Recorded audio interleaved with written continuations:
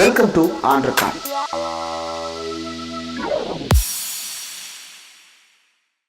Welcome to ஆண்டர்கான். இன்றைக்கு நம்மோடு நேர்காணலுக்காக சிறப்பு விருந்தினராக நாடாளுமன்ற மாநிலங்களவை உறுப்பினர் மூத்த வழக்கறிஞர் திரு வில்சன் அவர்கள் இணைந்திருக்கிறார். அவரோடு பேசலாம். சார் வணக்கம். சார் வணக்கம். சமீபத்தில் யூஜிசி வெளியிட்ட அந்த டிராஃப்ட் நோட்டிபிகேஷன் ஒன்று ரொம்ப வைரல் ஆனது. நியூஸ் பேப்பர்ஸ் அதை வச்சு ஆர்டிகல்ஸ் கேரி பண்ணாங்க. ஆனா யூஜிசி இல்ல நாங்க அப்படிலாம் எதுவும் டிசைட் பண்ணல அப்படின்னு ஒரு 2 நாட்கள் சமூக வலைதள விமர்சனத்துக்கு பிறகு மறுக்கிறாங்க. அந்த டீரிசர்வேஷன் பாலிசி அப்படின்ற ஒண்ணு யூஜிசிட்ட இருக்கா இல்லையா, அப்படின்னா என்ன சார் டீரிசர்வேஷன் அப்படின்னு அவங்க சொல்றது? அதாவதுங்க, யூஜிசி இந்த டீரிசர்வேஷன் பாலிசி அப்படின்னு சொல்லிட்டு ஒரு கைட்லைன்ஸ் கடந்த நவம்பர் 2023 அவங்களுடைய வெப்சைட்டில் அப்ஜெக்ஷன்ஸ் கேட்டு அதை ஃப்ளோட் பண்ணியிருக்காங்க. டீரிசர்வேஷன் பாலிசி என்னன்னா, ஏதாவது ஒரு போஸ்ட் சென்ட்ரல் யூனிவர்சிட்டிஸ்லையோ இல்லை அந்த அட்டானமஸ் யூனிவர்சிட்டிஸ்லையோ இல்லை சென்ட்ரல் யூஜிசி கிராண்ட்ஸ் கொடுக்குற அந்த யூனிவர்சிட்டிஸில் ஏதாவது ஒரு போஸ்ட்டுக்கு ப்ரமோஷன் போஸ்டாக இருந்தாலும் சரி, அவங்கள அழைத்து அந்த தரப்பினர் சப்போஸ் ஒரு schedule caste, schedule try, OBC அதுக்கு இயர்மார்க் போஸ்ட்டுக்கு அந்த வகுப்பினர் இல்லைன்னு வச்சிங்க, அந்த போஸ்ட்டை ஓப்பன் கேட்டகரியாக ட்ரீட் பண்ணி ஃபில்அப் பண்ணிடலாம். ஸோ அதுக்கு அது எப்படி மாற்றுவதற்கு, அந்த ரிசர்வேஷன் போஸ்ட்டை டீரிசர்வ் பண்ணுறதுக்கு இவங்க அதுக்கு ஒரு கைட்லைன்ஸ் இவங்களே ஃப்ரேம் பண்ணி அதை நவம்பர் 2023 ஃப்ளோட் பண்ணியிருக்காங்க. அந்த டீரிசர்வேஷன் பாலிசி ஃப்ளோட் பண்ணதை யாரும் கவனிக்கல. அதை மட்டும் க்ளோஸ் பண்ணி ஃபைனல் ரெகுலேஷன்ஸாக வெளியிட்டு இருந்தாங்கன்னா இன்னைக்கு அத்தனை யூனிவர்சிட்டிஸும், அதாவது சென்ட்ரல் யூனிவர்சிட்டிஸ் மட்டும் இல்லாமல் அட்டானமஸ் யூனிவர்சிட்டிஸ், அது மட்டும் இல்லாமல் எய்டட் யூனிவர்சிட்டிஸ், யூஜிசி கிராண்ட்ஸ் வாங்குற அந்த யூனிவர்சிட்டிஸ், அத்தனை யூனிவர்சிட்டிஸும் இவங்க சொல்கிறத ஃபாலோ பண்ணியே ஆகணும். இது எப்படி பாதிக்குதுன்னு நீங்கள் ஃபஸ்ட்டு தெரிஞ்சுக்கணும். ஏன் இதை பாதிக்கும் அப்படின்ற மாதிரி. இப்போ ரிசர்வேஷன்ஸ் கம்பல்சரி கான்ஸ்டியூஷனல் கேரண்டி பிரகாரம் உங்களுக்கு schedule caste, schedule try and OBCs also இப்போ கான்ஸ்டியூஷன் கேரண்டிஸ் பிரகாரம் ரிசர்வேஷன்ஸ் கொடுத்தாகணும். இவங்க என்ன ஒரு வழி பண்ணுறாங்கன்னா, அது பாஜகவினுடைய திட்டம் தான். அது இப்போவே பார்த்தீங்கன்னா டெல்லி யூனிவர்சிட்டிஸ் நானே நிறைய ப்ரொஃபஸர்ஸ் வேலையிலேருந்து நீக்கப்பட்டிருக்கிறார்கள், நானும் பார்க்குறேன். அதே போல் ஸ்டூடெண்ட்ஸும் ட்ராப் அவுட் பண்ணுறாங்க. நீங்களும் பார்த்துருப்பீங்க, பிஹெச்டி ஸ்டூடெண்ட்ஸ்லாம் ட்ராப் அவுட் பண்ணிகிட்டே இருக்காங்க. இவங்களுடைய எண்ணம் என்னன்னா, இந்த மாதிரி வேகன்சிஸ் இயர்மார்க் போஸ்ட், அந்த வகுப்பினருக்கு ஒதுக்கப்பட்ட அந்த போஸ்ட் இருந்துச்சுன்னு வச்சுங்க, ப்ரமோஷனல் போஸ்ட், அவங்கள கூப்பிடுவாங்க, இன்டர்வியூ வைப்பாங்க.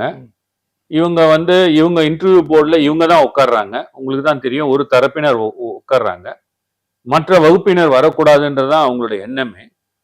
அந்த கூப்பிட்ற ஸ்டூடெண்ட்ஸு அந்த வகுப்பினர் சார்ந்தவர் இருந்தால் இவங்க கேட்குற கேள்வியும் சரி, இல்லை இவங்களை எப்படியாவது அவங்கள ஒதுக்கணுன்ற ஒரு எண்ணத்தோட மார்க்ஸ் கொடுக்கறது கிடையாது. இன்டர்வியூன்னு ஒரு மார்க்ஸ் இருக்கும், அப்புறம் ரிட்டன் டெஸ்ட் இருக்கும், ஓரல் டெஸ்ட் இருக்கும். இதெல்லாம் பல்வேறு வகையில் எப்படியெல்லாம் ஒருத்தரை அவங்கள வடிகட்டணும்னு நினைக்கிறாங்களோ அந்த முறையில் இவங்க என்ன பண்ணுவாங்க, அந்த கேண்டிடேட்ஸை இல்லாதவரை பண்ணிடுவாங்க. ஸோ அந்த போஸ்ட்டுக்கு அந்த கேண்டிடேட்ஸ் யாரும் இல்லை அப்படின்னு சொல்லி இவங்களே ரெக்கார்ட் பண்ணிட்டு அந்த போஸ்ட்டை என்ன பண்ணுவாங்க, கன்வெர்ட் பண்ணிடுவாங்க, ஜெனரல் கேட்டகரி கொடுத்துருவாங்க. அப்போ ஒன்ஸ் டீரிசர்வ் ஆயிடுச்சுன்னா, அந்த போஸ்ட் ஜெனரல் கேட்டகரி போயிடுச்சுன்னா, அப்போ ஒரு ஷெட்யூல் காஸ்ட் கிடைக்க வேண்டிய ஒருத்தருக்கோ, இல்லை ஷெட்யூல் ட்ரைப் கிடைக்க வேண்டிய ஒருத்தருக்கோ, இல்லை ஓபிசிக்கு கிடைக்க வேண்டிய ஒருத்தருக்கோ அந்த போஸ்ட் இல்லாம போயிடுது. ஸோ இதுதான் இவங்களுடைய லாங் விஷன். கிராஜுவலா இருக்கிற அந்த ரிசர்வ்டு போஸ்ட்டை டீரிசர்வ் பண்ணி அல்டிமேட்டா பாத்தீங்கன்னா உங்களுக்கு ரிசர்வேஷன் பாலிசியே இல்லாம யூனிவர்சிட்டிஸ்ல ஒழிக்கணும்னு ஒரு எண்ணத்தோட தான் செயல்பட்டு இருக்காங்க. ஆனா யூஜிசி நாங்க அப்படிலாம் எதுவுமே முடிவெடுக்கலன்னு மறுக்கிறாங்களே. நீங்க அப்ப எதுக்கு டிராஃப்ட் நோட்டிபிகேஷன் கொடுக்கணும்? இது நவம்பர் 2023 வந்திருக்கு இந்த டிராஃப்ட் நோட்டிபிகேஷன். நீங்க யாருடைய தூண்டுதல் பேர்ல நீங்க இந்த மாதிரி ஒரு ஒரு அதுவும் உங்களுக்கு கான்ஸ்டிடியூஷனல் கேரண்டி கான்ஸ்டிடியூஷனே கொடுத்துருக்கு. இது சம்பந்தமா 2019 சென்ட்ரல் எஜுகேஷனல் இன்ஸ்டிடியூஷன்ஸ் இந்த ஸ்டாஃப் கேடர் அதுக்கு ரிசர்வேஷன்ஸ் ஒரு செப்பரேட் சட்டம் 2019 வருது. டைரக்ட் ரெக்ரூட்மெண்ட்னா ஸ்டாஃப் ஸ்ட்ரென்த்னு அவங்க கணக்கிட்டு அதுக்கேற்ற மாதிரி ரிசர்வ் பண்ணி இயர்மார்க் பண்ணிடுறாங்க. நீங்க அதுல கையே வைக்க முடியாது. அப்படின்ற பட்சத்துல உங்களுக்கு ஒரு பாலிசி ஆஃப் தி கவர்மெண்ட், இந்த பாலிசியை மாத்தணும்னா நீங்க லாவை மாத்தணும், ஸ்டாச்சூட்டை மாத்தணும், ஆக்டை மாத்தணும். அது மட்டும் இல்ல உங்க பாலிசியை மாத்தணும் நீங்க. அப்போ இது கேபினெட்டுடைய ஒப்புதல் இல்லாம இந்த சட்டத்துக்கு எதிராக யார் செயல்பட சொன்னது? அதனாலதான் நான் இந்த ட்வீட்ல கூட கேட்டிருக்கேன். நான் இப்ப நான் நேற்று கூட போட்டிருக்கேன். நான் அது பின்னாடி யாரு ஆபரேட் பண்றாங்க. இது ஒரு வெள்ளை அறிக்கை எஜுகேஷன் மினிஸ்டர் அவர் கொடுக்கணும். இது சாதாரணமா நம்ம எடுத்துக்க முடியாது. இப்ப இந்த மாதிரி ஒரு யூஜிசி லெவல்ல ஆரம்பிச்சாங்கன்னா மத்த இதுல டிபார்ட்மெண்ட்ஸ்லயோ இல்ல மத்திய அரசு அவங்க ஆரம்பிச்சாங்கன்னா அப்புறம் என்ன ஆகுறது சொல்லுங்க. ஓகே, இப்ப தகுதி இல்லை திறமை இல்லை அப்படின்னு சொல்லிட்டு வேணும்னே இன்டர்வியூல மார்க் கம்மி பண்ணி அவங்கள ஃபெயில் பண்றாங்க. சிஸ்டமேட்டிக்கா ஃபெயில் பண்ணி அந்த போஸ்ட்டை ஜெனரல் கேட்டகரிக்கு டிரான்ஸ்ஃபர் பண்றாங்க. இவ்வளவு பெரிய பிரச்சனை. ஆனா இந்த பிரச்சனைக்கு எந்த பதிலும் சொல்லாம இருக்கிற ஒன்றிய அரசு தரப்பு சமீபத்துல கற்பூரி தாக்கூர், ஜனநாயக் கற்பூரி தாக்கூர், பீகாரினுடைய முன்னாள் முதலமைச்சர், அந்த ஊருக்கு ரிசர்வேஷன் முதல்ல அறிமுகப்படுத்தினவர். அவருக்கு பாரத ரத்னா கான்ஃபர் பண்ணும்போது மோடிஜி என்ன சொல்றாரு அப்படின்னா, கடந்த 10 ஆண்டுகளாக அவர் வழியில் நான் நடக்கிறேன். ஓபிசிக்களுக்காக எண்ணற்ற திட்டங்களை நான் செயல்படுத்தி இருக்கிறேன். 70 ஆண்டு கால சுதந்திரத்தில் அந்த ஓபிசிக்கள் பெறாத உரிமையை அவர்கள் வறுமையின் பிடியிலிருந்து விடுவித்திருக்கிறேன். நான் ரிசர்வேஷன் கொடுத்திருக்கேன் ஓபிசிக்களுக்கு, கமிஷன் அமைச்சிருக்கேன் ஓபிசிக்களுக்கு. இவங்க ஓபிசி கமிஷன் எல்லாம் தூக்கி போட்டவங்க, ஆனா நான் ஓபிசிக்கு கமிஷன் அமைச்சிருக்கேன், யாருமே பண்ணாத நான் பண்ணியிருக்கேன் அப்படின்னு அவர் கிளைம் பண்றாரு. இப்ப முரணா இருக்கே சார். அதாவது நீங்க சொல்றது கரெக்ட் தான். அவங்க பேச்சுல தான் அந்த மாதிரி சொல்றாங்களோடைய செயல்ல அந்த மாதிரி கிடையாது. இப்போ நீங்க ஆல் இண்டியா கோட்டால உங்களுக்கு தெரியும் ஓபிசிக்கு ரிசர்வேஷன் கொடுக்காம வஞ்சிக்கப்பட்டார்கள். திராவிட முன்னேற்ற கழகம் தலைவர் தளபதியார் அவர்களுடைய அறிவுறுத்தின் பேர்ல நான் அந்த வழக்கை தொடர்ந்து இன்னைக்கு ஒவ்வொரு வருடமும் 5022 மருத்துவ இடங்கள் இந்த ஓபிசி மாணவர்களுக்கு திராவிட முன்னேற்ற கழகத்தால் தலைவர் தளபதியார் அவர்களுடைய அறிவுறுத்தின் பேர்ல வழக்கு தொடரப்பட்டு வழக்குல உத்தரவு போட்டு கூட அவரு மதிக்கல. பாரத பிரதமர் அவர்கள் சொல்றாங்களே, இந்த வழக்கு சென்னை உயர்நீதிமன்றத்துல உத்தரவு போட்ட பிறகு உச்ச நீதிமன்றமும் கன்ஃபார்ம் பண்ண பிறகு அந்த உத்தரவை செயல்படுத்தாததுனால நாங்க நீதிமன்றத்துல அவமதிப்பு வழக்கு போட்டு இந்தியா முழுக்க நீட் நிறுத்தி வைத்தோம். 2021 சென்னை உயர்நீதிமன்றம் நீட் தேர்வுகளை நடத்தாதீங்க, நீங்க இந்த சென்னை உயர்நீதிமன்றம் போட்ட உத்தரவை நீங்க செயல்படுத்த மாட்டீங்கன்னு சொல்லி நிறுத்தி வைத்த பிறகுதான் அதன் பிறகுதான் ஓபிசி ரிசர்வேஷன் அவங்க கொடுக்குறாங்க. ஆல் இண்டியா கோட்டா ஒவ்வொரு மாநிலமும் 15% சீட்ஸ் கொடுக்கறது. அந்த சீட்ல போய் ஓபிசி ரிசர்வேஷன் கிடையாதுன்னு சொல்லி சொன்னவர்கள் யார்? சொன்னவர்கள் இவர்கள் தானே. கோர்ட்டுக்குள்ள நீங்க இப்ப நேரடியா தமிழ்நாடு நடத்திய இடஒதுக்கீடு வழக்குகள், சமீபத்தில் நடத்தின எல்லா வழக்குலையும் நீங்க ஆஜராயிருக்கீங்க, வெற்றியும் பெற்றிருக்கீங்க. அது அருந்ததியர் இடஒதுக்கீடு, ஆல் இந்தியா மெடிக்கல் கோட்டால இடஒதுக்கீடு, அல்லது 69% இடஒதுக்கீடுன்னு எல்லா கேசஸ்லயும் நீங்க ஆஜராயிருக்கீங்க. இந்த 2014க்கு அப்புறம் இந்த யூனியன் கவர்மெண்ட் ரிசர்வேஷன் தொடர்பா கோர்ட்டுக்கு உள்ள என்ன சார் செய்யறாங்க? கோர்ட்டுக்குள்ள நீங்க சொல்லவே வேணாங்க, நீங்க கவுண்டர் எடுத்து படிச்சு பாருங்க. அவர்கள் போட்ட அந்த எதிர்வுரையில ரிசர்வேஷன் கொடுக்க முடியாதுன்னு அவங்க சொல்றாங்க. ஓகே, இந்த ரிசர்வேஷன் கொடுத்தா மெரிட் டைல்யூட் ஆயிடும், மெரிட் டைல்யூட் ஆயிடும்னு அவங்களுடைய வாதம். ஓகே, ஆகவே இது அவங்களா கொடுக்கவில்லை. நாங்கள் நீதிமன்றத்தில் வழக்கு தாக்கல் செய்து நீதிமன்ற உத்தரவால் தான் அவர்கள் அதுவும் கண்டெம்ட்ல போட்டு நீதிமன்ற அவமதிப்பு வழக்கு தொடரப்பட்டு நீதிமன்றமே இந்த அந்த நீட் எக்ஸாம்ஸை நிறுத்தி வைத்து நீ கண்டெம்ப்ஷியஸ், நீங்க செய்தது நீதிமன்ற அவமதிப்புக்கு உள்ளாவீர்கள், அந்த அவமதிப்பு ஆனா என்ன ஆகும், அடுத்தது ஜெயில் தான். சோ அந்த காலகட்டத்துலதான் இவங்க அந்த ரிசர்வேஷன் கொடுக்குறாங்க. கொடுத்த பிறகு இவங்க அப்படியே விட்டுடுறாங்களா?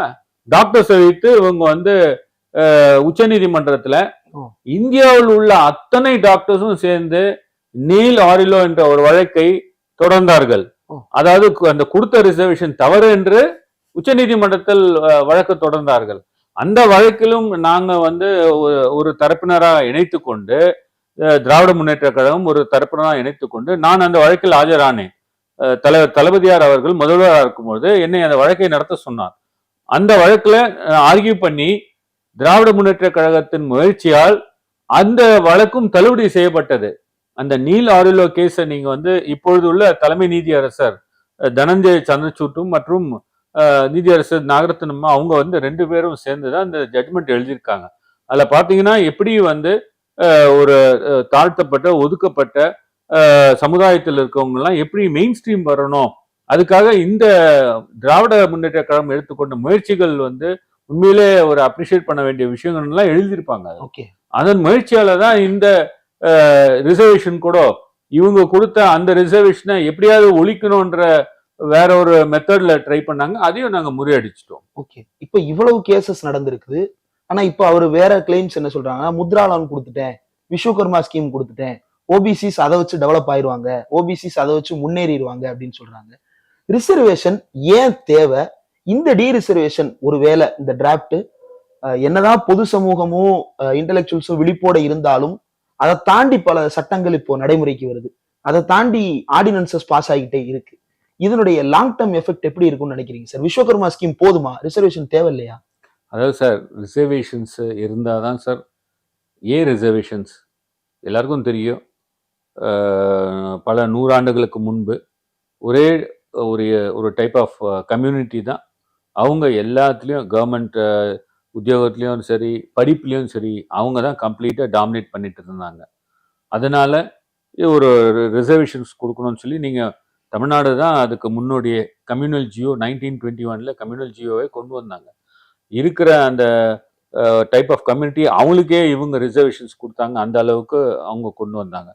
கான்ஸ்டியூஷன் வந்த பிறகு அதை கூட உங்களுக்கு செம்பகம் துரைராஜன் என்ற ஒரு வழக்கில் அந்த கம்யூனல் ஜியோவே குவாஷ் பண்ணிட்டாங்க. அதுக்கப்புறம் தான் தமிழ்நாட்டில் அது ஒரு ஃபேக் ஐடி இல்ல. ஆமா, தமிழ்நாட்டில் அவ்வளோ பெரிய பிரச்சனை ஆன பிறகுதான் அப்பொழுது வந்து நேரு அவர்கள் பாரத பிரதமரா இருக்கும் பொழுது ஃபர்ஸ்ட் கான்ஸ்டியூஷனல் அமெண்ட்மெண்ட் ஆர்டிகல் 15 வந்து அமெண்ட் பண்ணி இந்த ரிசர்வேஷன்ஸை கொண்டு வந்தாங்க.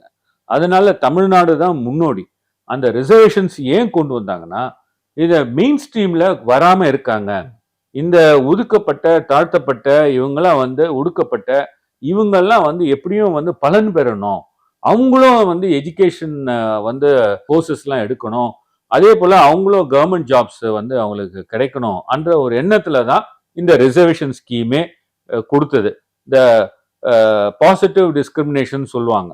இது அந்த சுப்ரீம் கோர்ட்டு கூட இதை ரெக்கக்னைஸ் பண்ணி நிச்சயமா வந்து எல்லாருமே வந்து ஒரு லெவல் பிளேயிங் ஃபீல்டு கொடுக்கணும்னா அவங்கள வந்து இந்த மாதிரி ஒரு பாலிசியில ரிசர்வேஷன் கொடுத்தாதான் அவங்களும் வர முடியும்ன்ற ஒரு எண்ணத்துல தான் அது கொடுத்தார்கள். அந்த கொடுத்த அந்த ரிசர்வேஷன் எதுக்காக ரிசர்வேஷன்ஸ் கொடுத்தாங்க? அவ்வளோ போராடி அந்த வழக்குகள்லாம் தாக்கல் செய்யப்பட்டு போராட்டத்துக்கு பிறகுதான் நீங்க ரிசர்வேஷனே கொடுக்குறீங்க. நீங்க ஓபிசி கூட எப்போ கொடுத்தீங்க? மண்டல் கமிஷன் வந்து ரிப்போர்ட் வந்து 1980 வந்து ரிப்போர்ட் வந்தது.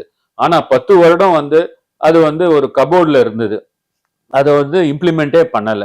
அப்புறம் விபி சிங் அவர்கள் வந்த பிறகு தலைவர் கலைஞர் அவர்களுடைய ஒரு போராட்டத்தால, அவருடைய இணக்கமான ஒரு சூழ்நிலையினால இந்த பாரத பிரதமர் அப்பொழுது இருந்து பாரத பிரதமர் விபி சிங் வந்து அவர் அந்த மண்டல் கமிஷனை இம்ப்ளிமெண்ட் பண்ணி அப்போ 1990 இருந்து அவங்க வந்து இதுல எம்ப்ளாய்மெண்ட்ல கொடுத்தாங்க. அந்த ரிசர்வேஷன்ஸை கொடுத்தாங்க. எப்போ கொடுத்தாங்க? 1990 to 91 கொடுத்தாங்க. அதை கூட வழக்குகள்லாம் போச்சு. இந்திரா சவானிஸ் கேஸ்ல தான் அப்பீல் பண்ணாங்க. நீங்க எஜுகேஷன்ல பொறுத்த மாட்டில் 2006 தான் ஒரு சட்டமே கொண்டு வந்தாங்க. அந்த சட்டம் central educational institutions reservations and admissions act 2006 கொண்டு வந்தாங்க. அந்த சட்டத்தை 16 வருஷம் ஆயிருக்கா சார் எஜுகேஷன் வர்றதுக்கு? அந்த சட்டத்தை கூட சேலஞ்ச் பண்ணாங்க. அந்த சேலஞ்ச் பண்ணி நிறுத்தி வச்சாங்க.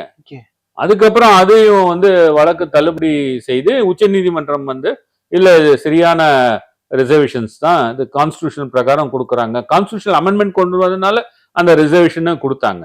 அப்புறம் வந்து அந்த ரிசர்வேஷன்ஸை இம்ப்ளிமெண்ட் பண்ண ஆரம்பிச்சாங்க. இது 2007-8 தான் இந்த ரிசர்வேஷன்ஸை ஆரம்பிக்கிறாங்க ஓபிசிஸ்க்குலாம். 15 வருஷம் கூட ஆகலையா சார் அப்ப நம்ம ரிசர்வேஷன் சார் வாங்கி? நீங்க பாருங்க எப்ப உங்களுக்கு இன்ஸ்டிடியூஷன்ஸ்ல எல்லாம் எப்ப வந்தது இப்போ. ஆனா இடபிள்யூஎஸ் வந்து 2018 கான்ஸ்டிடியூஷன்ல அமெண்ட் பண்ணிடுறாங்க. ஸ்ட்ரெயிட்டாவே வந்து கான்ஸ்டிடியூஷன்ல அமெண்ட் பண்ணி 10%, அது எத்தனை சதவீதம் மக்கள் இருக்காங்க அதை பத்தி எல்லாம் எண்ணமே கிடையாது. ஸ்ட்ரெயிட்டாவே 10% உங்களுக்கு இருந்தா நீங்க எடுத்துட்டு போங்க அப்படின்னு சொல்லி தங்க தட்டுல வச்சு ரிசர்வேஷன்ஸ் கொடுத்தாங்க. ஏன் ஒரு டவுட் சார், இப்ப நம்ம தமிழ்நாட்டுல இருந்து வன்னியர் இடஒதுக்கீடு பத்தி சுப்ரீம் கோர்ட்ல கேஸ் நடக்கும்போது எந்த அடிப்படையில 10.5ன்ற நம்பருக்கு வந்தீங்க? Where is the census, where is the survey? இதுதான ஃபர்ஸ்ட் கொஸ்டின். இடபிள்யூஎஸ்ல கேட்கலையா சார்? நீங்க சொல்ற கேட்குற கேள்வி கரெக்டான கேள்விதான். அதாவது ஆங்கிலத்துல ஒரு சொல்லுவாங்க, you show me the person, I will tell you the law. நீ நபரை காட்டு, உனக்கேற்ற சட்டம் நான் சொல்கிறேன். இந்த வழக்குல என்ன சொன்னாங்கன்னா, இது கான்ஸ்டிடியூஷனல் அமெண்ட்மெண்ட், அதனால நாங்க இந்திரா சவானிஸ் கேஸ் கூட பார்க்க மாட்டோம். 9 நீதிபதிகள் அடங்கிய அமர்வு அந்த போட்ட அந்த ஜட்ஜ்மெண்ட் கூட நாங்க பார்க்க மாட்டோம். இது கான்ஸ்டிடியூஷனல் அமெண்ட்மெண்ட்.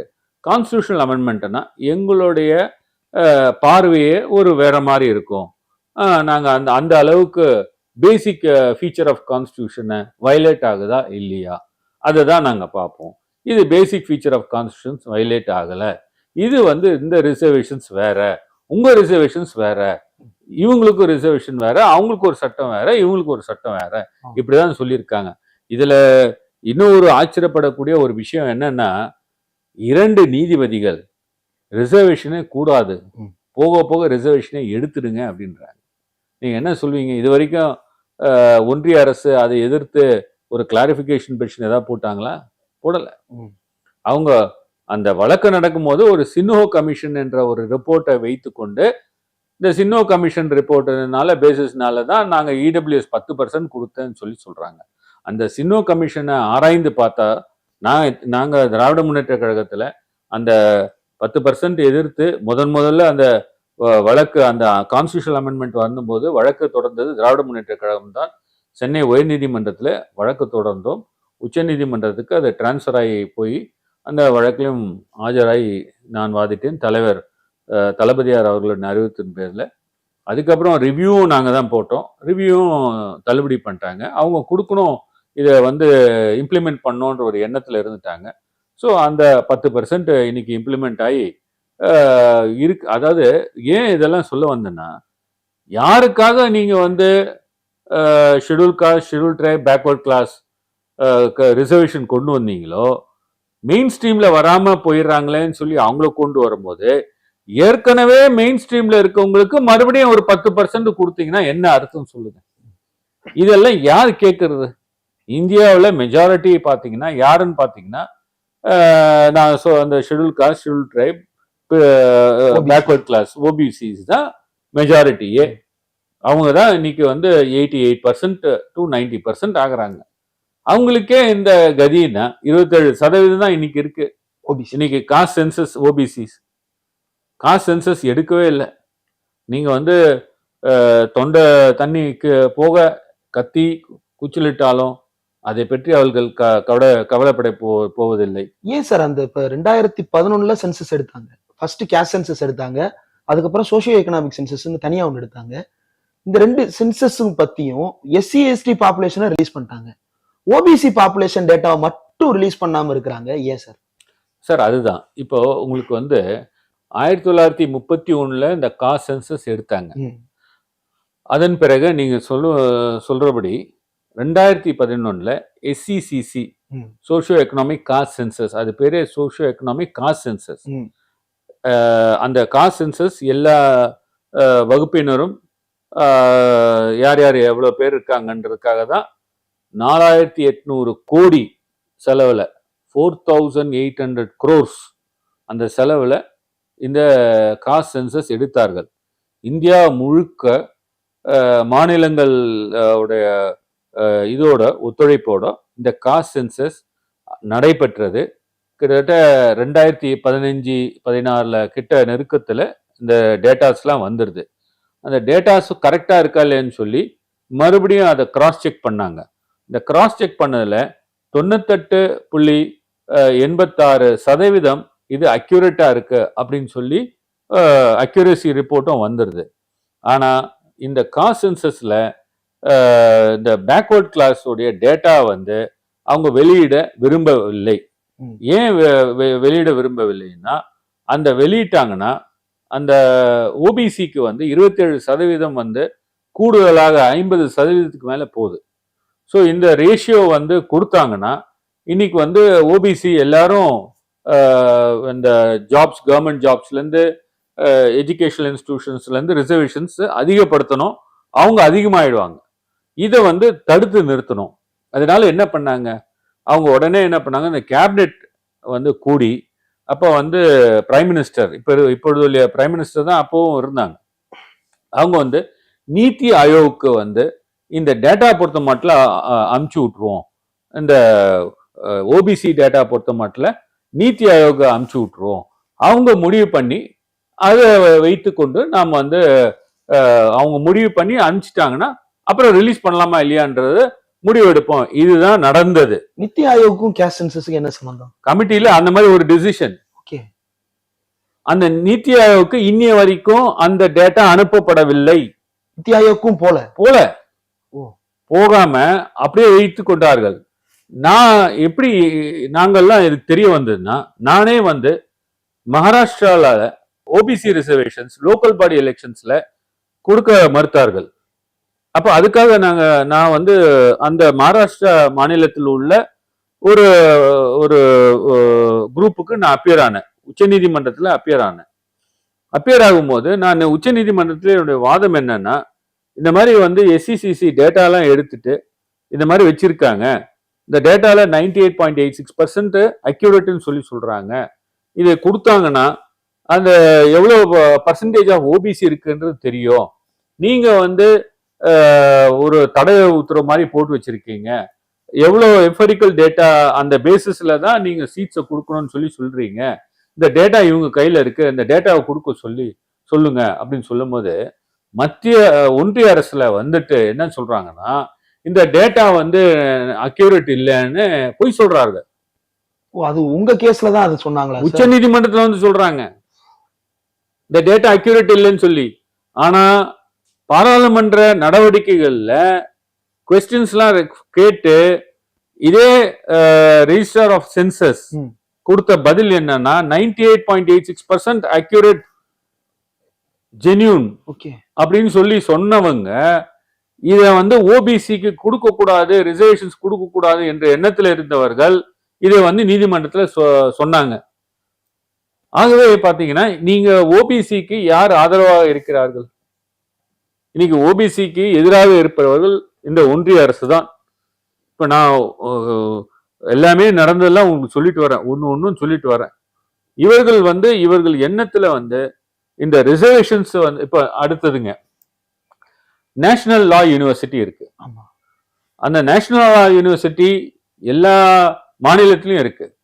அந்த நேஷனல் லா யூனிவர்சிட்டியில ஆல் இண்டியா சீட்ஸ்னு ஒண்ணு இருக்கு. அந்த ஆல் இண்டியா சீட்ஸ்ல ஓபிசி ரிசர்வேஷன் கொடுக்க மறுத்து வந்தார்கள். 2 வருடத்துக்கு முன்பாக நான் வந்து தளபதியார் அவருடைய அறிவுறுத்தின் பேர்ல எல்லா நேஷனல் லா யூனிவர்சிட்டிக்கும் கடிதமே எழுதியிருக்கேன்.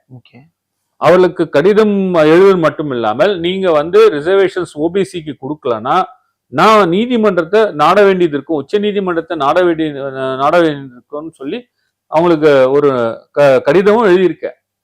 இந்த ரிசர்வேஷன்ஸ் வந்து சில கடிதம் நான் எழுதின பிறகு நம்ம தமிழகத்துல பொறுத்த மாட்டில் தளபதியார் வந்து அவர் முதலமைச்சர் ஆன பிறகு அவர் தான் வந்து இந்த ஆல் இண்டியா சீட்ஸ்ல உடனே ரிசர்வேஷன்ஸ் கொடுத்தார். இது வரைக்கும் முந்தைய அரசு கொடுக்கவில்லை. இவர் தான் வந்து அதுவும் 50% ஓபிசிக்கு ரிசர்வேஷன்ஸ் கொடுத்தாங்க. மற்ற மாநிலங்களும் கடிதம் எழுதின பிறகு ஒன்றன் பின் ஒன்றாக கொடுத்து வருகிறார்கள். ஆனா ஃபுல்லா வரல. இப்ப நீங்க வந்து ஒன்றிய அரசு நீங்க நினைத்தால் அந்த ரிசர்வேஷன்ஸ் எல்லா யூனிவர்சிட்டிஸ்லயும் இம்ப்ளிமெண்ட் பண்ணலாமே, சிங்கிள் ஜிஓல பண்ணவே இல்லையே. அதே போல இந்த அக்ரிகல்ச்சர் யூனிவர்சிட்டிஸ் எல்லாம் இருக்கு பாருங்க, மற்ற நம்ம தமிழகத்துல நம்ம பண்ணிடுறோம், அவங்க பண்ணல. ஸோ இப்படியா வந்து இந்த ஓபிசி தான் ரொம்ப இன்னைக்கு வந்து ஸ்ட்ரகிள் பண்ணி அவங்க வராங்க. அவங்களுக்கு வந்து அவங்க கிடைக்க வேண்டிய அந்த ரிசர்வேஷன்ஸ் கூட பறிக்கப்படுகிறது, அவங்களுக்கு கொடுக்காம மறுக்கப்படுகிறது. இதுதான் நடக்குது. ஓகே. இப்ப தமிழ்நாடு கவர்மெண்ட் அப்படின்னு சொல்லிட்டு 100 வருஷமா தமிழ்நாட்டுக்கு ஒரே பாலிசி தான். இந்த கம்யூனல் ஜிஓ அப்படின்னு ஆரம்பிச்சதுல இருந்து ஈவன் ஓமந்தூர் ராமசாமி ரெட்டியா இருக்கட்டும் அல்லது வந்து காமராஜரா இருக்கட்டும், ராஜாஜி கூட அதுல கை வைக்கல. குலக்கல்வி திட்டம்னு அறிமுகப்படுத்த முயற்சி பண்ணாரு தவிர கம்யூனல் ஜிஓல அவரால் கை வைக்க முடியல. தமிழ்நாட்டினுடைய பாலிசியாவே 100 வருஷமா ரிசர்வேஷன் இருக்கு. ஆனா நீங்க சொல்லும் போது யூனியன் கவர்மெண்ட்டுடைய பாலிசி அப்படின்னு எடுத்துக்கிடும் பொழுது அதுல பெரிய லேக் இருக்கு. ஓபிசிசிக்கு எதிரான ஒரு மனநிலை இருக்கு. இதனுடைய லாங் டேர்ம் எஃபெக்ட் என்னவா இருக்கும்னு நினைக்கிறீங்க சார்? இது மற்ற துறைகள்ல எப்படி ரிஃப்ளெக்ட் ஆகுது? வேலை வாய்ப்புல எப்படி இதை பாக்குறது? இப்போ நிச்சயமா இப்போ யூஜிசி இப்போ நீங்க நம்ம எடுத்துக்கொண்ட இந்த சப்ஜெக்டே பாருங்க. யூஜிசி வந்து நவம்பர் 2023 இந்த மாதிரி ஒரு ஃபைனல் டிராஃப்ட் கைட்லைன்ஸ் சொல்லி கொண்டு வராங்க. இந்த கைட்லைன்ஸ் வந்து அப்ரூவல் ஆயிடுச்சுன்னா சட்டம் ஆகிவிடும். இது வந்து யாரு வந்து உடைய தூண்டுதல் பேர்ல இது கொண்டு வந்திருக்காங்க. ஒரு பாலிசியே மாத்துற அளவுக்கு, ஒரு சட்டத்தையே மாத்துற அளவுக்கு ஒரு யூஜிசி கொண்டு வராங்கன்னா, அப்போ அவங்களுடைய ஒன்றிய அரசு ஆளுகிற அந்த பாஜகவுடைய மனப்பான்மையை தானே காட்டுகிறது. இவங்களுடைய லாங் விஷன், இவங்க என்ன பண்ண போறாங்க, ஆட்சிக்கு வந்தால் என்ன செய்ய போகிறார்கள் தானே இது பத்தி நமக்கு நல்லா தெரிகிறது. ஆகவே வந்து இவங்களுடைய எண்ணமெல்லாம் என்னன்னா, இன்னைக்கு வந்து யூஜிசி வந்து யூஸ் பண்ணிட்டு எல்லா யூனிவர்சிட்டிலையும் இந்த ரிசர்வேஷன்ஸை வந்து ஒழிக்கிறதுக்காக தான் இந்த முயற்சி எடுக்கிறார்கள். இது வந்து ஆசிட் டெஸ்ட் மாதிரி போட்டு பார்க்குறாங்க, என்ன பண்ணலாம் இப்படின்ட்டு. இப்போ வந்து பிரச்சனைகள் கிளம்பின உடனே இது வந்து அந்த டீரிசர்வேஷன்ஸை நிறுத்தி வைக்கிறேன்னு சொல்றாங்க. நீங்க இந்த நோட்டிபிகேஷனை வித்ட்ரா பண்ணல, ஏன் அந்த நோட்டிபிகேஷனை வித்ட்ரா பண்ணல? ஒண்ணு. ரெண்டாவது வந்து நீங்க என்ன பாருங்க, இவங்களோட இன்டென்ஷனே என்னன்னா, இந்த ரிசர்வேஷன்ஸ்ல யூஜிசியில டீரிசர்வேஷன்ஸ் கொண்டு வந்த அந்த கான்செப்டை தான் மற்ற துறைகளும் ஒன்றிய அரசு வந்து நிச்சயமா அது கொண்டு வரும். இதுதான் இவங்களோட எண்ணமே. அதாவது இவங்களுக்கு வந்து பிற்படுத்தப்பட்டவர்கள், மிகவும் பிற்படுத்தப்பட்டவர்களுக்கு எந்த ஒரு சலுகையும் அவர்களுக்கு போய் சென்றடையக்கூடாது, அவர்களுக்கு வந்து கிடைக்கக்கூடாதுன்ற ஒரு எண்ணம். ஏன்னா வந்து இவங்களுக்கு கொடுத்தா இவங்க லார்ஜ் நம்பர்ஸ்ல இருக்காங்க, இவங்களுக்கு எல்லாமே போய் சேரும். மற்றவங்களுக்கு அதாவது முன்னேறிய வகுப்பினர், உங்களுக்கு நான் யாரை சொல்றேன்னு உங்களுக்கு நல்லா தெரியும், அவங்களுக்கு வந்து கிடைக்காம போயிடும். அவங்க எல்லா இடத்துலயும் வரணும், அவங்களுக்கு 10% பத்தல அவங்க நினைக்கிறாங்க. அவங்களுடைய 2000 வருஷம் பிரிவிலேஜ் போயிடும் நினைக்கிறாங்க. அப்படிதான் நினைக்கிறாங்க. இன்னைக்கு வந்து கவர்மெண்டோடைய ஒன்றிய அரசுடைய செக்ரட்டரி எடுத்துக்குங்க, யாராவது பிற்படுத்தப்பட்டவர்கள் இருக்காங்களா? 1 2 அது கூட அந்த செக்ரட்டரி டிபார்ட்மெண்ட்ல பேக்வர்ட் கிளாஸ் போது தான் உங்களுக்கு வந்து அதுல, அதே போல வந்து சோசியல் ஜஸ்டிஸ் டிபார்ட்மெண்ட் போது தான் உங்களுக்கு மாத்துறாங்க. மற்றவங்க எல்லாமே வந்து அதே முன்னேறிய வகுப்பினர்கள் தானே இருக்காங்க. நீங்க செக்ரட்டரி விடுங்க, அவருக்கு கீழே இருக்க அடிஷனல் செக்ரட்டரி, அதுக்கு கீழே இருக்க ஜாயிண்ட் செக்ரட்டரி, இப்படியா பாத்தீங்கன்னா உங்களுக்கு எல்லாமே அவங்க வந்து உட்கார்ந்துக்கிட்டாங்கன்னா மற்றவங்களுக்கு எங்க இருக்கு சொல்லுங்க. ஆகவே வந்து இவங்களுடைய எண்ணம் எல்லாம் இது வந்து அவங்களை தவிர, ஒரு வகுப்பினர் தவிர மற்றவர்கள் அனுபவிக்க கூடாது, அந்த மெயினான போஸ்ட்ல எல்லாமே அவங்க தான் இருக்கணும், இந்த இந்தியாவில் உள்ள அத்தனை மக்களும் அத்தனை தரப்பினரும் கொத்தடிமைகளாக இருக்க வேண்டும் என்பதுதான் இவர்களுடைய எண்ணம். ஓகே. இப்ப நமக்குன்னு ஒரு பங்கு இருக்கு சார். அந்த நாடு வந்து எல்லாருக்குமான நாடு, மக்கள் தான் நாடு, நாடு என்பது மக்கள் தான். இப்ப இந்த நாடுல general category, OBC, SC, ST, minorities, linguistic மைனாரிட்டிஸ்னு எல்லா தரப்பினரும் சேர்ந்துதான். இவங்க யாருக்குமே எந்த வளங்களும் போய் சேரக்கூடாது அப்படின்னா இவங்களுக்கெல்லாம் சேர வேண்டிய, நமக்கெல்லாம் சேர வேண்டிய நம்முடைய பங்கு, அதிகாரத்திலையும் பொருளாதாரத்திலையும் சமூகத்திலையும் நம்முடைய பங்கு அப்படின்றத பத்தி எப்போதாவது இந்த அரசு யோசித்திருக்கிறதா? அதுக்கு என்ன வழிமுறை சார்? இப்ப தளபதியார் வந்து இப்ப ரீசெண்ட் மீட்டிங்ல கூட பேசினாங்க, பாஜக ஆட்சிக்கு வந்தால் இருக்கிற மாநிலங்கள்லாம் இருக்காது. நீங்க பாத்தீங்க காஷ்மீரை எப்படி பிளவுபடுத்தினாங்க. காஷ்மீர்ல, ஜம்மு அண்ட் காஷ்மீர் இருந்த அந்த மாநிலத்தை யூனியன் பிரதேசமாக மாற்றி விட்டார்கள். அவங்க ஸ்டேட்டை கொண்டு வரேன்னு சொல்லி சொன்னாங்க, இன்னும் அதுக்கு கூட எலெக்ஷன் நடத்தல. அதே போல் யூனியன் பிரதேசமாக இருக்கக்கூடிய டெல்லி இன்னைக்கு பார்த்தீங்கன்னா முனிசிபாலிட்டி ஆகிப்போச்சு. அந்த சட்டத்தை கொண்டு வந்துட்டு அந்த யூனியன் பிரதேசம் இன்னைக்கு வந்து ஒரு எலெக்டட் சீஃப் மினிஸ்டர் கெஜ்ரிவால் அவர்கள் அவர் எடுக்கிற எந்த முடிவும் 3 பேர் சேர்ந்து தான் முடிவு எடுக்க முடியும். அந்த 3 பேர் மெஜாரிட்டி தான். 3 பேர் யார் என்றால் 2 பேர் வந்து கவர்மெண்ட்டோடைய செக்ரட்டரிஸாக இருப்பாங்க. அப்போ இன்னைக்கு வந்து 3வது நபர் சீஃப் மினிஸ்டர் கெஜ்ரிவால் அவர் என்ன ஒரு டிசிஷன் எடுத்தாலும் மெஜாரிட்டின்னு பார்த்தீங்கன்னா 2 கவர்மெண்ட் நாமினிஸில் செக்ரட்டரியாக இருக்கவங்க வந்து மெஜாரிட்டியாக மத்திய அரசால் அனுப்பப்பட்டவர்கள் தான் எடுக்க போகிறாங்க. ஸோ இது இப்படியே வந்து இந்தியாவில் அப்ளை பண்ணிங்கன்னா என்ன ஆகும்? மாநிலம் இருக்காது, உங்களுடைய உரிமைகள் போகும். அடுத்தது நான் சொன்ன இந்த யூஜிசியில் இன்னைக்கு வந்து அந்த டீரிசர்வேஷன் மட்டும் வாபஸ் வாங்கியிருக்கிறார்கள். மறுபடியும் கொண்டு வந்தா எலெக்ஷனுக்கு அப்புறம் என்ன நடக்கும்? உங்களுக்கெல்லாம் எங்க வேலை வாய்ப்புகள் இனிமேல் கிடைக்க போகிறது? அரசுல எங்க வேலை வாய்ப்புகள் கிடைக்க போகிறது? கல்வியில உங்களுக்கு எங்க இடம் கிடைக்க போகிறது? அவங்களுடைய எண்ணம் எல்லாம் உங்க தொழில் என்ன, குலத்தொழில் என்ன, அந்த தொழில் போய் நீங்க செய்யுங்க. இதுதான் வந்து இதை நோக்கி தான் இந்தியா செல்கிறது. ஆகவே வந்து இது வந்து இந்த இதெல்லாம் ஒரு ஆசிட் டெஸ்ட். இதுக்கெல்லாம் வந்து க்ளோஸ் கால்.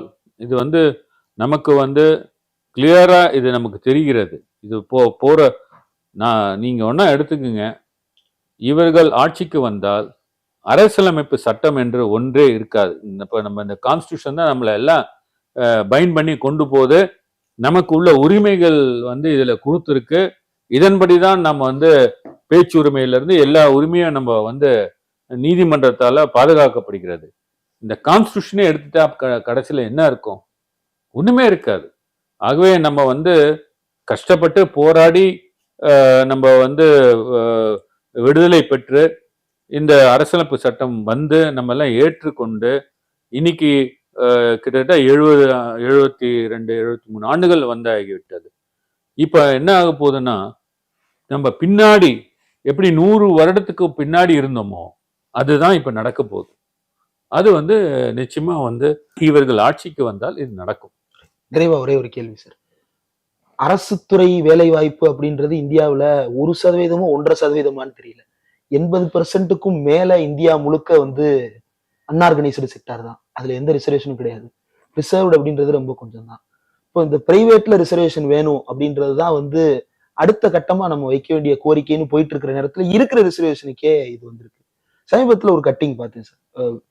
இந்த ரிசர்வேஷன் பத்தி பேசும்போது பேராசிரியர் ராமசீனிவாசன் பாஜகவை சேர்ந்த நபர் என்ன சொல்றாரு அப்படின்னா, நீங்க வந்து பிஆர்சியில போய் வேலைக்கு போனீங்கன்னா ஓபிசி ஒருத்தன், எஸ்சி ஒருத்தன், எஸ்டி ஒருத்தன் போஸ்டிங் போடுவாங்க.